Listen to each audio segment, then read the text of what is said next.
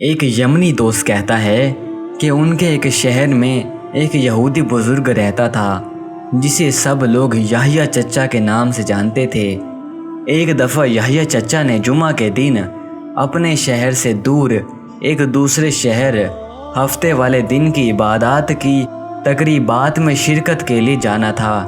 چچا نے ایک ٹیکسی والے سے بات کی اور کرایہ 5000 یمنی ریال طے ہو گیا۔ ٹیکسی والے نے چچا سے کہا، چچا جمعے کا خطبہ ہونے میں آدھا گھنٹہ باقی ہے، آپ مجھے جمعہ پڑھ لینے دو، پھر میں آپ کو پہنچا آتا ہوں۔ یحییٰ چچا نے ٹیکسی والے سے کہا، تجھے کرایہ 5000 کی بجائے 10,000 ریال دوں گا، تو بس مجھے ابھی ہی لے چل۔ ٹیکسی والے نے بلا تردد چچا کی بات مانی اور چل پڑے۔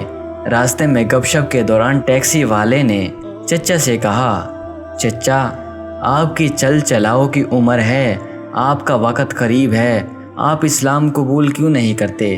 چچا نے ٹیکسی والے کی بات سنی، زور سے ہنسے اور ہنس کر کہنے لگے، پتر روئے، پہلے تو خود تو اسلام قبول کر لے، میں نے اپنے ہفتے کو بچانے کے لیے 10,000 خرچ کیے ہیں اور تو نے 10,000 کے لیے اپنا جمعہ بیچ دیا ہے۔